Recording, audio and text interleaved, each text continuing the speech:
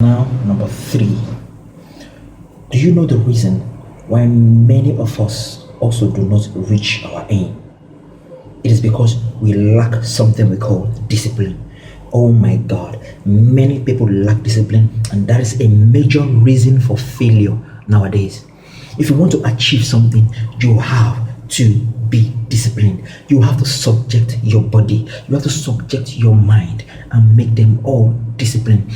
Many of you cannot pass examination today, not because you are dumb, not because you are dull. It is simply because you lack the discipline to sit down and read. You lack the discipline to draw out a timetable for yourself and tell yourself, at so time to this time I'm going to read. Many of us try it. The first day you try it, the second day you try it, and the third day you are tired. Then you begin to cut that time short. But if you discipline yourself that at this particular time of every day, this is what I will do, and every single day you stick to it, that is discipline. You keep doing it, your body adjusts to that fact. Your body begins to work in line with you, and your success begins to draw closer to you.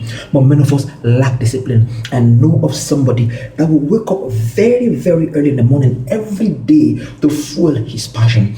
Every day he wakes up, and it got to a point as if nothing is happening. It got to a point as if nothing is coming up, but he never gave up. He still woke up every day. Sometimes he sleeps very late, but at that point he's supposed to wake up. Whenever the alarm triggers, he wakes up and fuels his passion. Whenever the alarm comes up, he wakes up at that time, no matter how tired he is. Now today he's a success story, and whenever he tells anybody, he tells them, I never let go of my discipline.